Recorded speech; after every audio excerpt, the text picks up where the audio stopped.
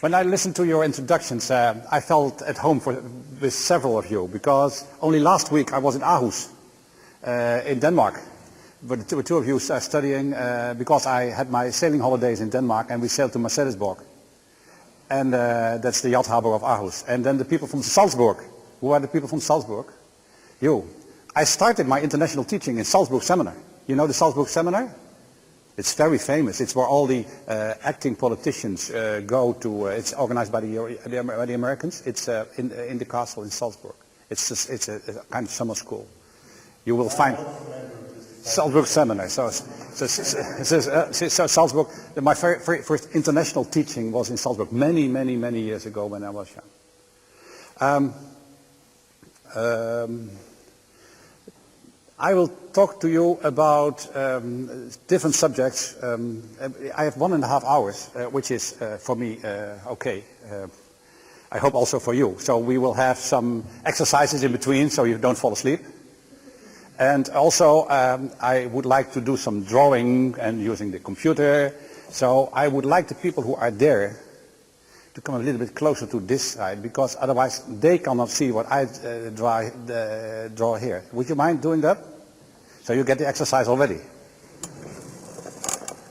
So have it somewhere in the middle. You were all maybe too young to know what happened when the Brundtland report came out in 1987. Most of you were too young then. The Brundtland report appeared in 1987. You remember, you heard about what the reactions of the environmental world were at the time? Can you remember that? Do you know? Did somebody teach you that? I was there. I mean, I was the Deputy Director General for the Environment in the Netherlands at the time, and we actually sponsored the Brundtland Committee. People who study international law or international politics know that the start of this whole thinking about sustainable development was when, in the beginning of the 80s, suddenly the developing countries didn't trust UNEP anymore. UNEP, the United Nations Environmental Programme, UNEP was more the voice of the Western deterioration, and developing countries said, well, to force on us all these environmental measures, which are only the result of bad management in the Western world. We want to feed our people, food is important, and we don't care about environment so much. And at those days I was able to talk to several African ministers, and they also said, I understand that we have to protect the environment, I understand we have to protect nature, but our first priority is to feed our people. Give them water, give them food, make them live safe, have a house at all. And UNEP was not an organization that was built to deal with this subject. It was simply an environmental protection kind of organization. It was based in Nairobi, but the African countries didn't feel it was their organization. So then the General Assembly established a special commission to look into this problem of what was actually the North-South antagonism, but then in the context of what we wanted for the environment. And of course, as you know, some of you know who studied this field, if the General Assembly of the United Nations decides something, well, it happens, but then. What do you think what happens if they decide something? The answer is simple. Give me the most simple answer. Nothing. No, of course, nothing. Nothing. Because the General Assembly can create statements, can decide something, but they don't have budget. They don't have money. So here is then the Commission. And they asked Mrs. Gro Harlem Brundtland, who was then the Prime Minister, just stepped down, Prime Minister of Norway. Could you please be the chair of that? And then they said, we need a good executive secretary for that. And they asked Jim McNeil. And Jim McNeil and I were friends at the time. Because we worked together in the OECD. OECD had the same problem. This OECD at the time were 24 Western countries, working together on development assistance on one side and environment protection on the other side. They had a directorate for environment and they had a directorate for development assistance. These two directorates never talked to each other. Never. They had their own agendas. And that's understandable. Because if you want to create development assistance plans and so on, you don't want to care so much about the environment. And if you want to really have an enforced environmental policy, you know, all these talks about employment and so on, I mean, it's in your way. So here you have dedicated people who didn't understand each other, didn't understand what they were talking about, didn't understand their values, didn't share their values. And then OECD decided, it was the Secretary General of OECD who decided, we want to try to combine this in OECD. That was 1981, beginning of 1981. And they established a special committee on development assistance and environmental assessment. Not environment, but that was too big. They couldn't handle it, but environmental assessment. And immediately there was a fight between the two directorates. Because the environment director was Jim McNeil. He had decided it, and the countries had decided it, but they had not talked to people from the development assistance directorate, and they were against it. So when I found out, and at the time I was the director in the Ministry of the Environment, and I knew how to handle this kind of discussions, of course, I went to the Secretary General of the OECD and said, can you call these two directors, please, to you, and ask them to cooperate? So the three of us went there, because I had become the chair of that committee. And then we had the first meeting. There were about 50 people from 17 different OECD countries. And what I saw is that, you know, they have such a signs saying Japan, United States, Canada, and so on. And what I saw is that within delegations, people introduced themselves. They had never seen each other before. They came from the same capital. They came from Japan. They came from Bonn at the time. They came from Paris. And they saw each other for the first time in the OECD headquarters. And then I realized, much more than before, this whole thing is about how we actually schedule and focus our negotiations. This is about negotiation. This is not about science. This is about negotiation. This is about how do we do this? How do we do this? And I will tell you later a little bit more about it. So then when the Brundtland Committee came on and they asked Jim McNeil to become the permanent secretary, I pushed. I said, do it, because you are the only person that they ask from the United Nations because you know what you're talking about. If you say no, then it will be a political decision, and we will have a very, very enthusiastic and focused chair, but we'll have a Secretary General who doesn't know what it's all about because they had to, in the negotiations, find somebody that they all agree to. And as you know, in the United Nations network, it's not always the case that when they agree to a person that it is the best person. Not always. So Jim did it. And then he had no budget. And he went around in the United Nations organization to find a budget for the Brundtland Committee. And he couldn't get money. There was no money, no budget. So how can you do this? I mean, when you have to really find the way to how can you combine ambitions in the field of economy and environment, social ambitions, human rights. If you want to do that, you need experts. You need to pay experts. You need a secretariat. You need people. You need money. So he came to the Netherlands, called me and said, if you could give some money, then I could go around in the world and say, this small country, the Netherlands, pays already a lot of money, so you should pay more. I use your example. And that's what happened. So he came to us, and my minister at the time said, why should we do that? I hate United Nations. I said, me too. I hate United Nations. But you know, this is a chance. Brundtland is a great woman. Jim McNeil is a great man. And we should give them the chance. So we gave them the money, and then they went to the United States and see what happens here. We got money from the Netherlands. You cannot stay behind. You have to give money. So that's how the whole, and then he came back again. 2 years later he came back again because it took more time. Okay, that's the history. So you know it. Very few people still know this. Because all those people who were there have retired. I'm retired as well. But I have a chance to tell you how it worked. Now then this report came out. And what was the reaction of the environmental world?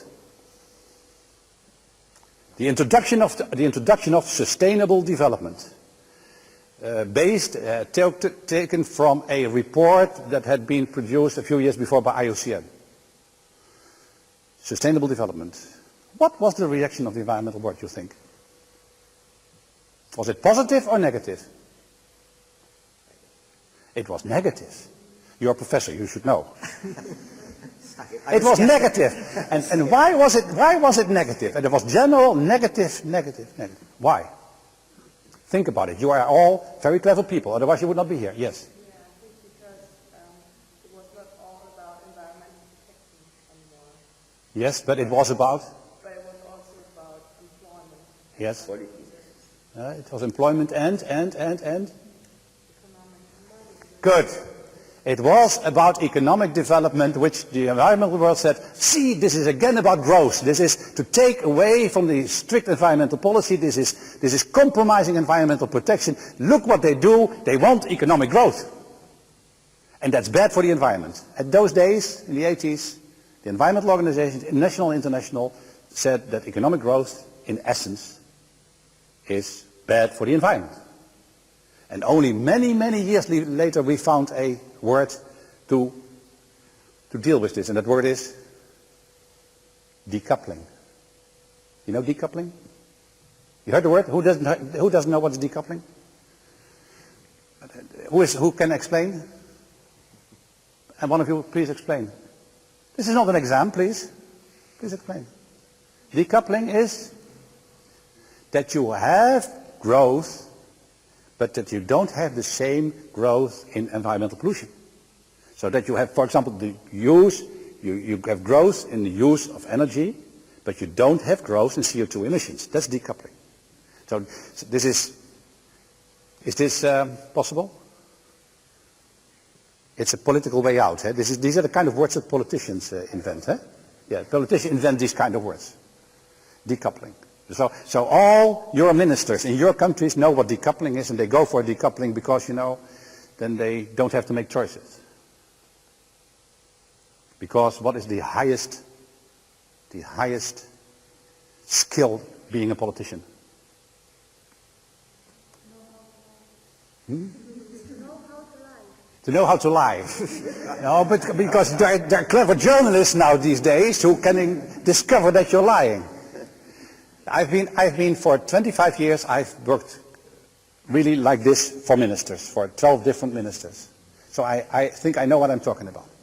The highest skill of politicians is avoid choices. Avoid choices. So if a problem is given to you and you have to make a choice, you will always give an answer that lets you get out without making the choice. So that decoupling is a kind of way of avoiding choices. People who study political science here should know this. Politicians avoid choices. Not the good ones. There are also always a few good ones, Always a few good ones. Now there's this introduction of sustainable development as an idea. And sustainable development is, give me please the meaning of it. What does the Brundtland Committee say?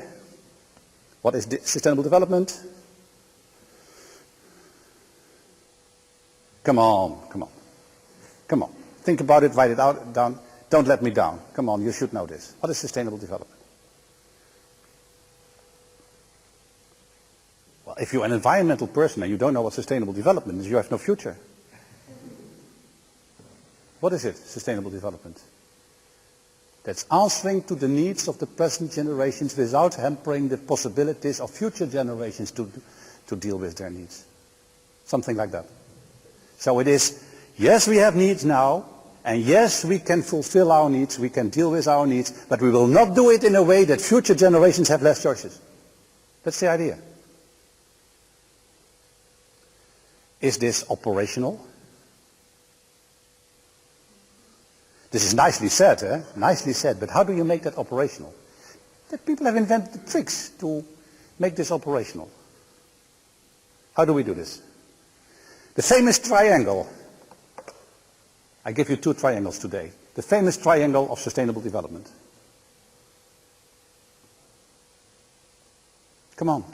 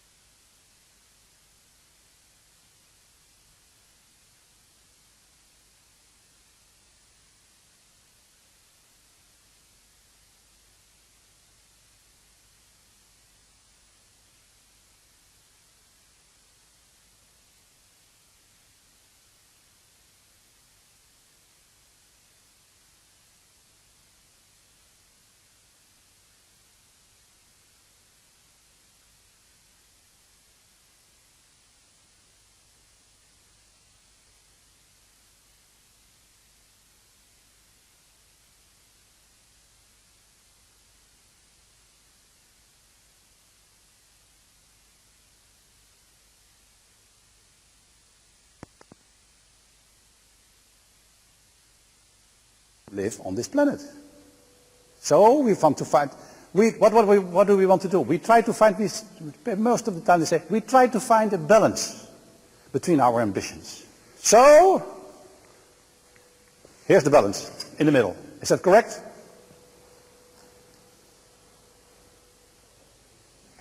What's wrong with that? What's... Balance is at the economic end and the social end. Yeah? And the balance is not on the ecological end. But the way working is, I guess, it's so complicated to know all the mechanisms between these 3 points. You have to know so much, you have to change so many things Yeah. to achieve this balance. It's difficult. If you say it is very... The ecological thing is very risky because it's an isolated field. So now you have to think about all the other things, and it's the whole system you have to change. Yeah, absolutely true. Absolutely true. You're right. But I ask, again, that's true, but I also ask the question, what is very, very, very wrong with this picture? It's not decoupled. Yes. You try, but it's not what I ask. What is wrong with this? Sustainable development. Sustainable development. Is that a point? Is that a situation? Is that static, sustainable development? Yes, thank you very much. It lacks the third dimension. Time. So mistrust all those people who talk about sustainability. As if you could reach sustainability. I have a report here that some of you can have. I have 2 copies of it, about the peer review that is done by several countries of the Sustainable Development Strategy of the Netherlands. And in it is an annex that describes the sustainable society, as if you could ever reach that. Can you ever reach sustainability? Now we have reached sustainability? That's bloody nonsense. Because there is no point at the end. Time doesn't stop, sir. Time goes on and on and on. But if the society is not sustainable, it means we are still taking everything from future generations. It will collapse. If it does not reach sustainability, it will collapse. Who can contradict this? If we do not, he says, if we do not reach sustainability, it will collapse. What? You reach sustainability. You will reach sustainability. What is sustainability? We don't know. We have to figure it out. Or the politicians have to. Now, believe me, you cannot figure out sustainability. It is something you can never reach. So give up on that. There is not such an ideal world. It's not heaven where there is sustainability. There is no such thing as a sustainable society. Because why is it one is the time, but the other thing is the circumstances change all the time. Look at climate change. Sustainable development now in Belgium and the Netherlands is very different from sustainable development decision in 100 years from now, when we are underwater. So the world changes all the time. Nature changes all the time. Time, thank you very much. Time is the essence. So, and what I would like to tell you is that depending on time and circumstances, the point of where you say now we have reached a sustainable development policy. We have a policy that we really think that brings us, that way you are afraid of, that brings us in the direction of sustainable development. This development is sustainable. You can say about development it is sustainable. Of course you can say that because the word is sustainable development. We have a development policy of this country, of this town, of this company that is sustainable. And it depends on time and place and circumstances. So I say that it is something like this point goes somewhere around the middle. Sometimes it is more towards ecological because the threat for ecology is so high that you have to go more in this direction. Sometimes you really have to focus more on economic development because otherwise you cannot get anywhere. So you go a little bit more in that direction. And sometimes the social circumstances are so poor, like the poor situations in huge towns in China and South America, that you have to focus more here. So then the point, you can come to the conclusion that a point here somewhere is sustainable. I add something immediately after that, because otherwise you might get confused, and that is that if I make this triangle again,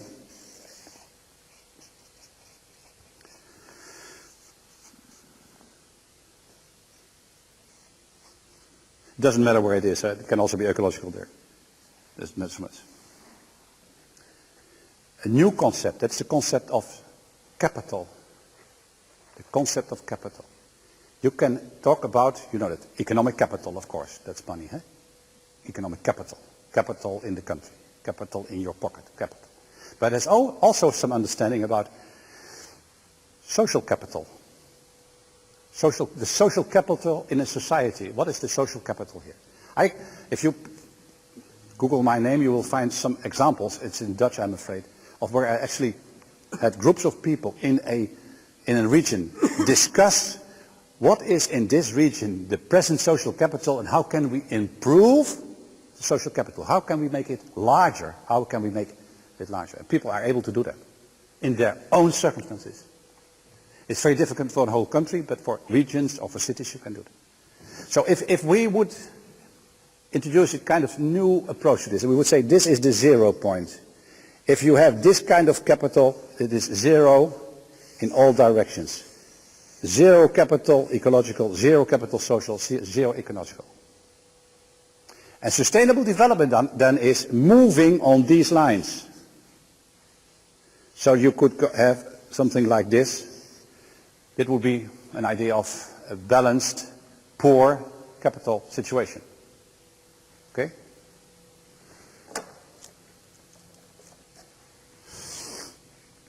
Now you invent the policy, and you invent the policy, and the policy says we want to improve on each of the axes. We want to improve on the economy. This is what we can achieve in 10 years. We can enlarge the capital. And ecological, we can maybe do this. And social, we can do this. And this is then the new profile. And a policy that does this, that develops this, is a sustainable development policy. And now you see what is the problem. Now I invent something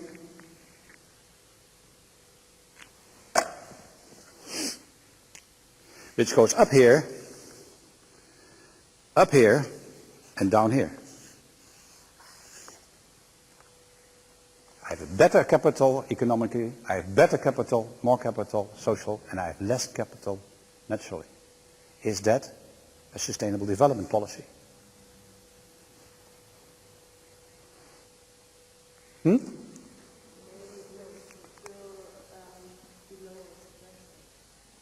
Maybe it's not below the threshold.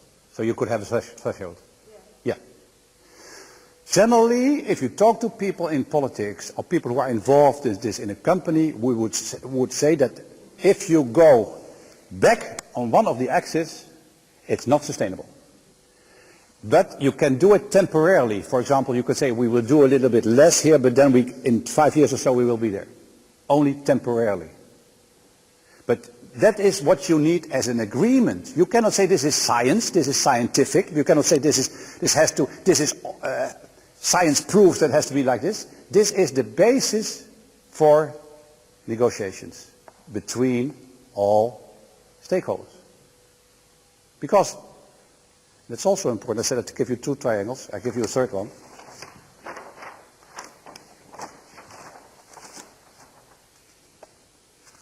Oh. Sustainable development. Is that the result of government action?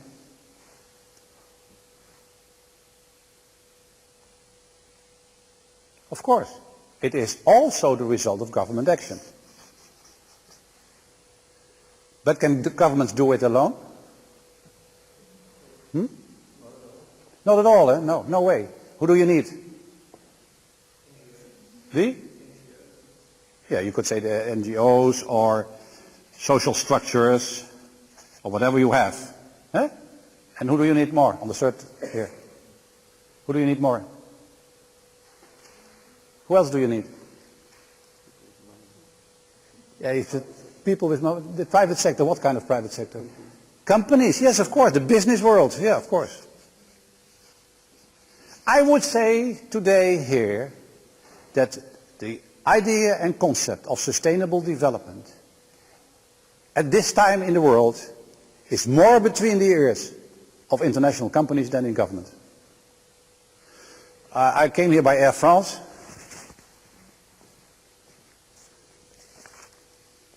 They have this booklet you can read if you have to wait because they are very rarely on time. A page on sustainable development. It's the booklet of this month. You find it in the plane. It says, in 1999, under the impetus of the United Nations, multinationals were asked to voluntarily sign a global compact. The 2,000 signatories, including Air France, agreed to respect 10 principles concerning human rights, labor standards and the environment.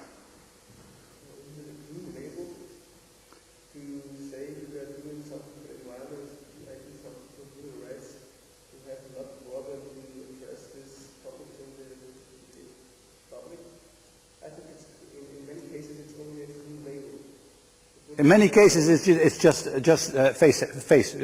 creating a. It's not humane. It's not real. It's just advertisement.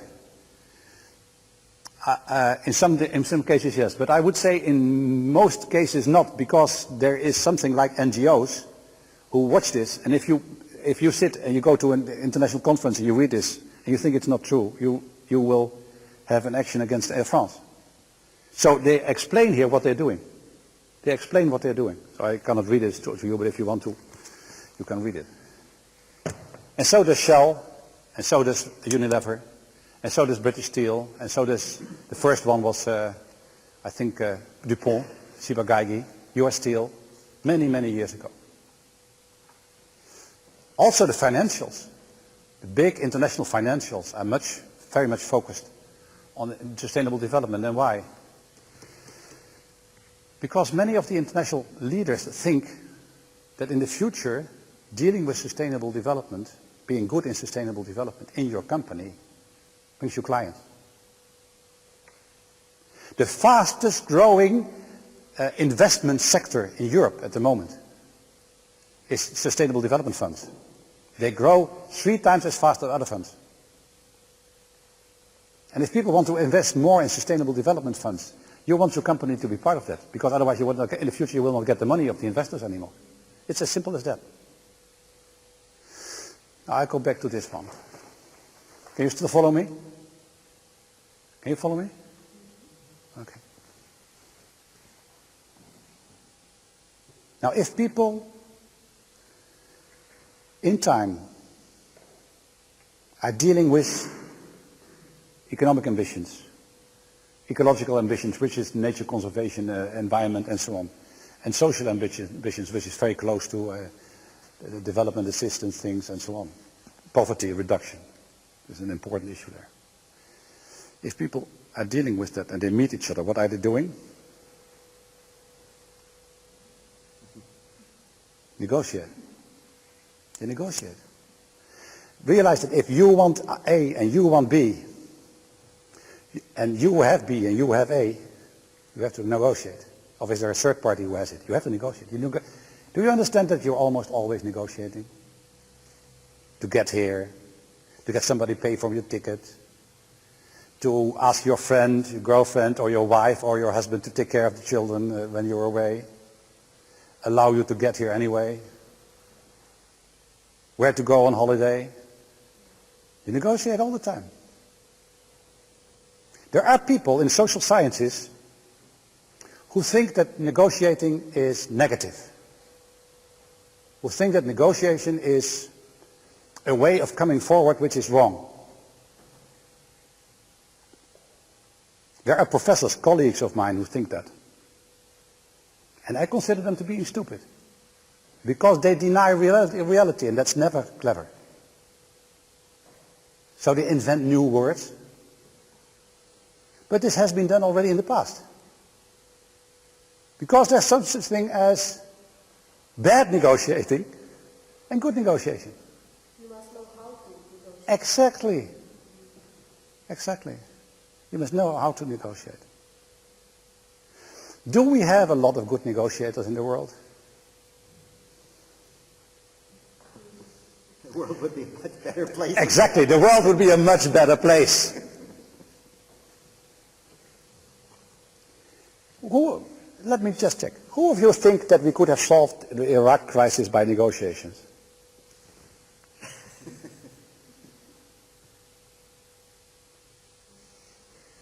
Why? Who was first immediately with the finger? Why?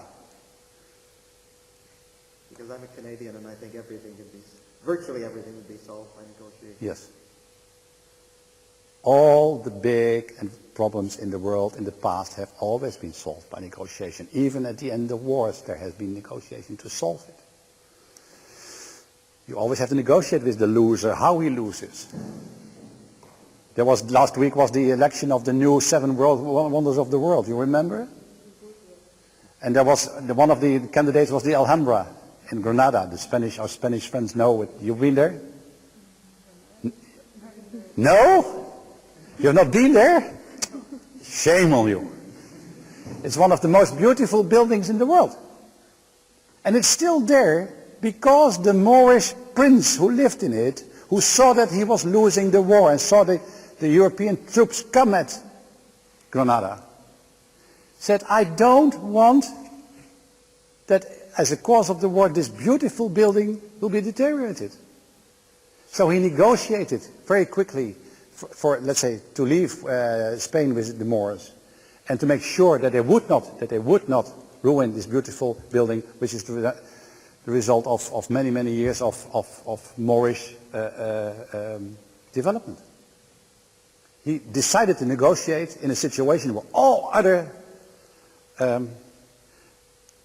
leaders in wars would have said, we'll fight to the last man. Of course, all these men were very happy that he didn't. But we still have this beautiful monument because somebody decided to negotiate. Negotiation. What is negotiation? Let's talk first about what is good negotiation for sustainable development. What is successful? Could we agree on this? Could we agree that it is successful if the outcome for all parties is okay? Do we agree that if there are parties at the table who are not satisfied, then there is a less successful negotiation? Can we agree to that? That we see that the interests of all parties have been met?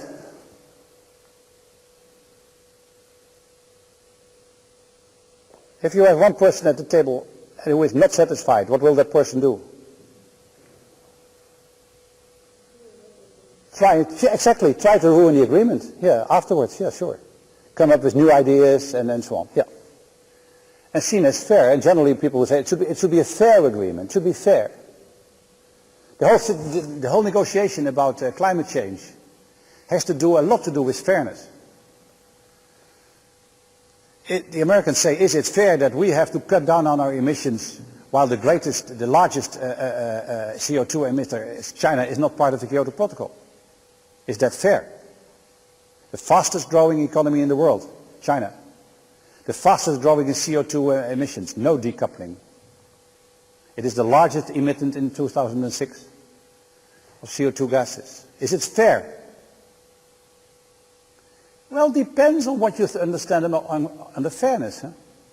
Is it fair to the world, to all the other parties, not to be a part of the Kyoto Protocol? Is that fair? Is it fair from the United States towards Europe not to do something about the CO2 emissions? Is that fair? So fairness has several faces. We always say that there is also something like, it should not take too long. You remember that politicians always forget what the result of a negotiation actually should be. Very often they have a good result when it is decided that they will meet again. Please write that down, because you will recognize it immediately when you see it next time in the paper. We had the G8 in Heiligendamm in Germany, and before it started, Mrs. Merkel said, "Wir wollen keine faulen Kompromisse," which means we don't want lazy compromises. Then the 1.5 days had taken place, and they all came out shining and happy with the result. And the result was a lazy compromise. It was not even a lazy compromise, it was nothing. Bush promised that they will talk about the climate change in a few years to come, when it is too late to do anything anyway. What you do is, if you don't want to discuss content, you make sure that it's not efficient, that the process is not efficient. People get tired. And sometimes the last point is the most important. Look at the G8. Look at the G8. Look at the meeting of Mr. Putin going to Mr. Bush in America.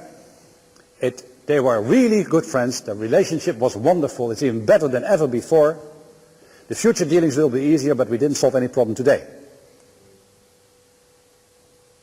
These are 3 types of criteria for successful negotiations. And can we please agree that all 3 are important?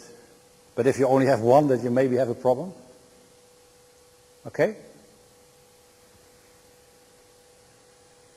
So, this is what people think that negotiation is.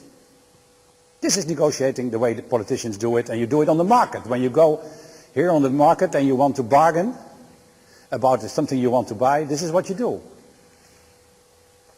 You always ask more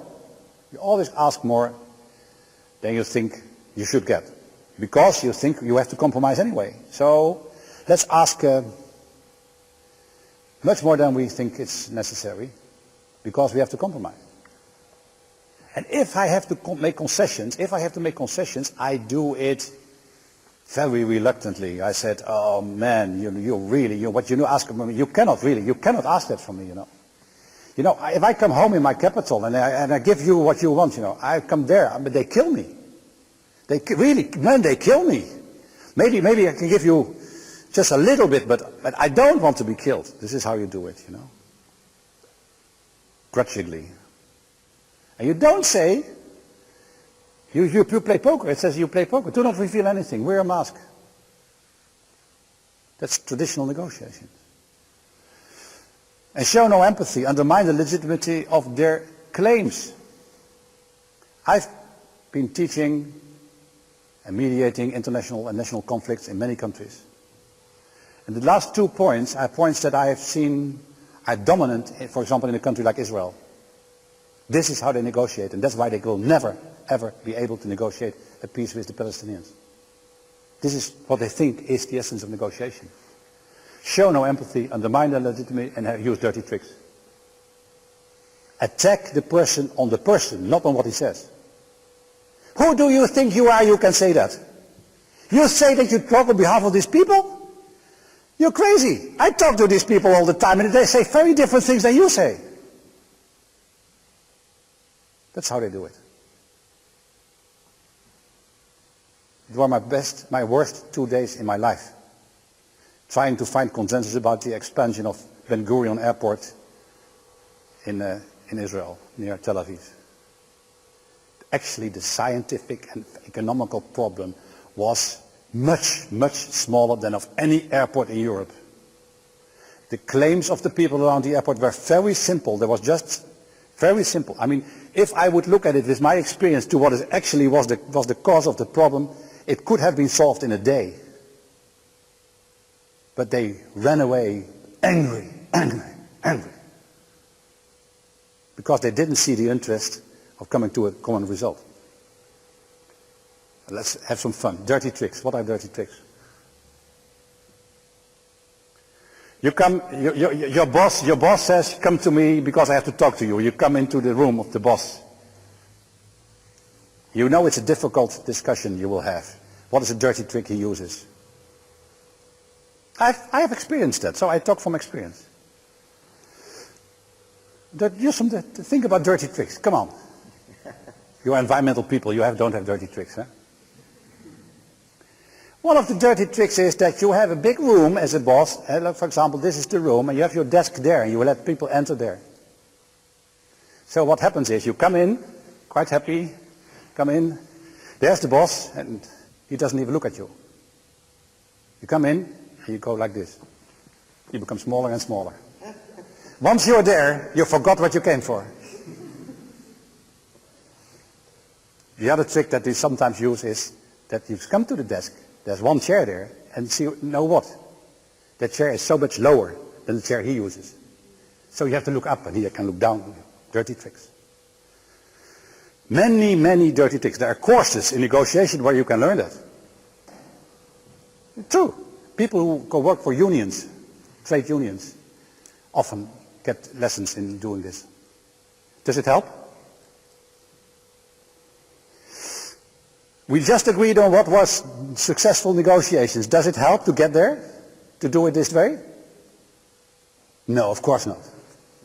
Of course not. When I had to negotiate for a new noise legislation, I was very young then, 1972 to 1978 or so. And we were negotiating from the Ministry of the Environment the new noise abatement law in the Netherlands. We were, as a group who had to do it, we had little time. The government had promised it has to be in the parliament within a half a year, so we had to work during the weekends and hard and hard and hard. But we were in a new building which was not finished yet. So every time we had a meeting of all the ministries, and ministry people there in that meeting, we started the meeting and we would hear, somewhere there would be somebody making holes in the wall, or there would be hammering, you know. And all my colleagues from the other ministries thought that we had arranged that. Because we wanted to talk about noise abatement. We were accused of dirty tricks that were not true at all. So what did I do? I said, of course we arranged that. There's no point in denying it. They will not believe you anyway. So I said, we do it. Okay? So what you do if you negotiate in that way, people will not trust you anymore. Because, for example, I tell you, listen, this is my very, very last offer. This is my final offer. This is it. If I don't, this is it. This is the final offer. And then things go a little bit better, and you give in a little bit. And you come again, you say, I just said this was my final offer, but now it's really my final offer. Do you think anybody believes you? You make yourself a liar. If you say, I really need this, and everybody knows in your behavior that you don't need it, okay? And it undermines the accuracy of information, of course. If you don't give the information, we have now the discussion in Europe about car emissions. Car emissions. And it's very funny, but we had the same discussion about reduction of car emissions 20 years ago.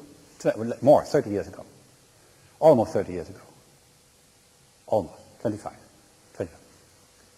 Because at that time we had acid rain in Europe. And it was very clear that we needed to reduce the pollution by cars. So the invention came of the catalytic converter. And the companies, European companies who built cars said it cannot be done technically. It cannot be done technically. But these same companies like BMW and Mercedes sold their cars in the United States and California with catalytic converters. So how it cannot be done technically? How is that possible? And of course, which country already had catalytic converters even before we thought about it in Europe? Which is the most advanced country in environment? Come on. Japan, of course. People died in Japan of air pollution. They built catalytic converters under their cars even before we had the discussion in Toyota built them there and so on. They gave them to Europe without the catalytic converters. So what was the real discussion? And nobody dared to say that. What was the real discussion? What was the interest of the European car manufacturers? Money, yeah, money. The sales, the competition. If we would introduce it very quickly, they would not be able to change their models, and people would be forced to buy Japanese cars. It's exactly the same discussion we have now. The only car on the market that has the fuel efficiency that the new standards demand, the only cars, are the Japanese cars. So please then have a discussion about the future of the European car industry instead of talking about the environment. Because that's where the interest is.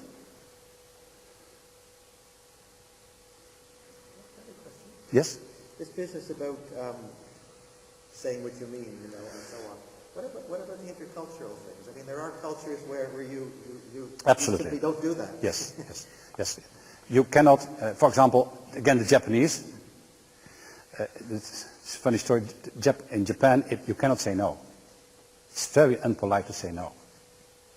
So if I propose something and you don't want it, you cannot say no, you have to use other wording. So you have to know that. But it is no. What?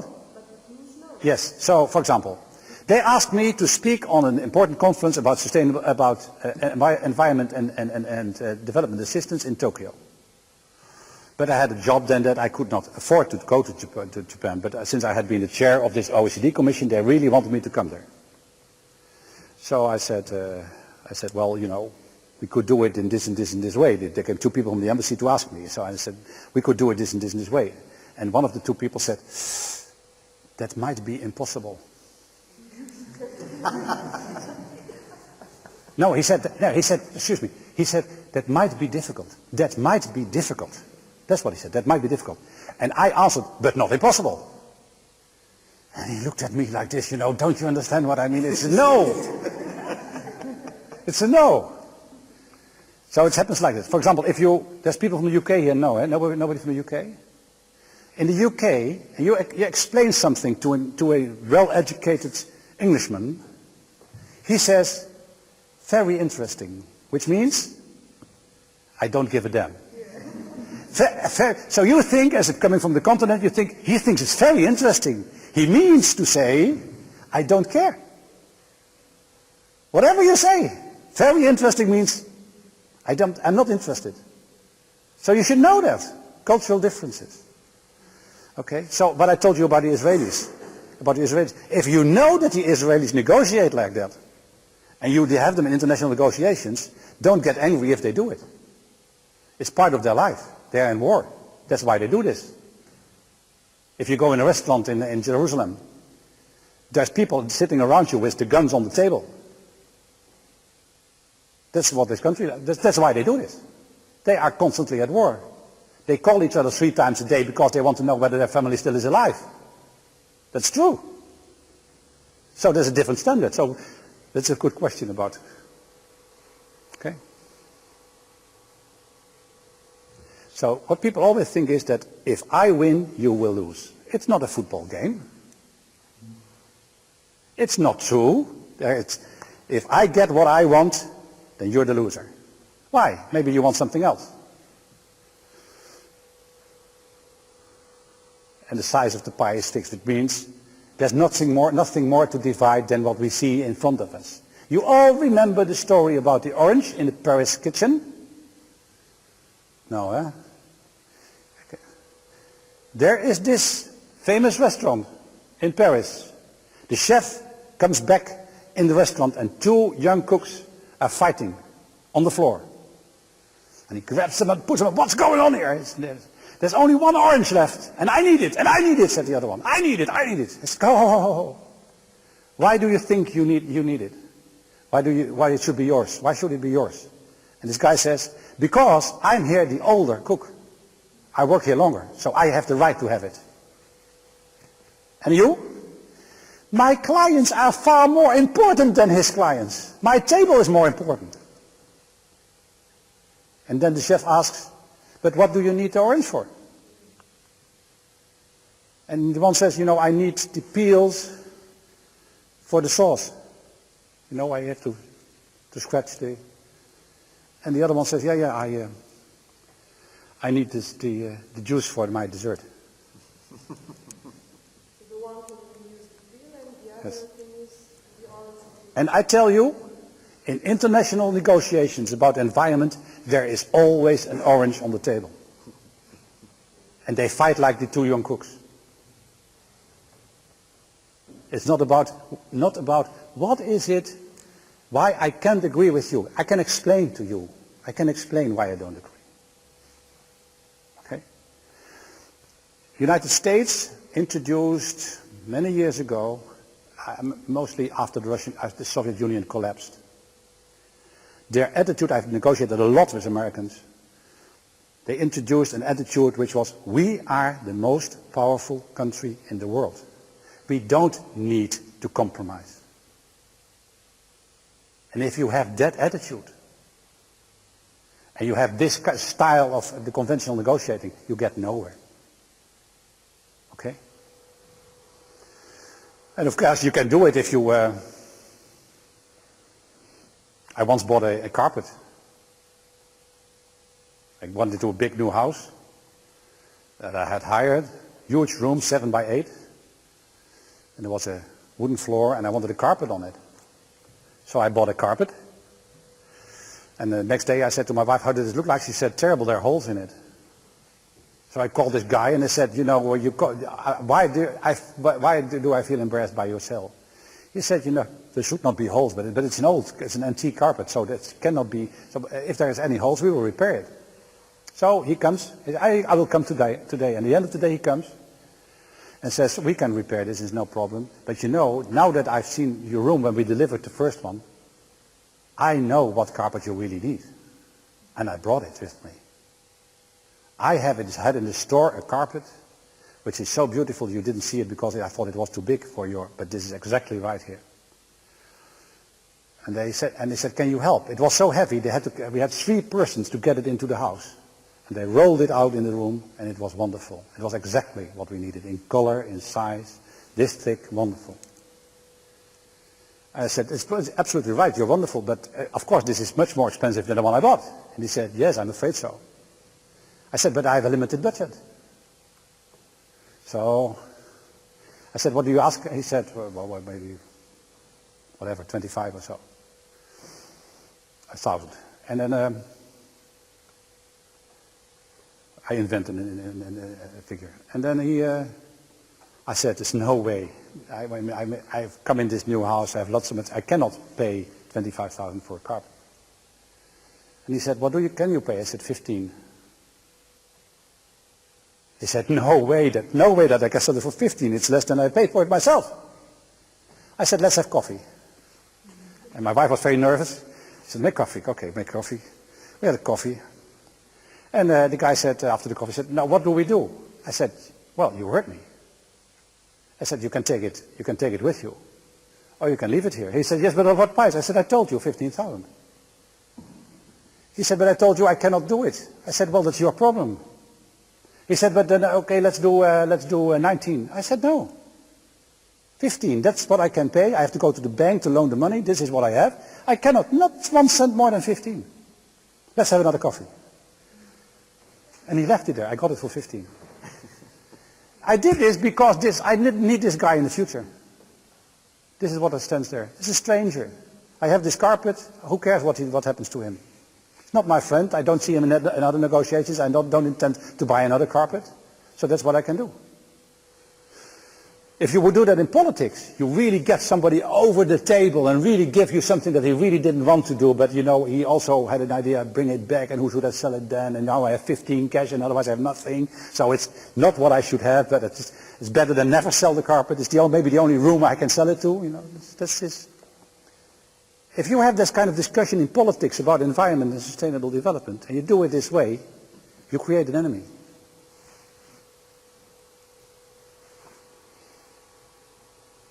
Now, there is another way. There is something like good negotiations. There is another way. Shall we wash our hands 5 minutes before we go to the other way? 5 minutes.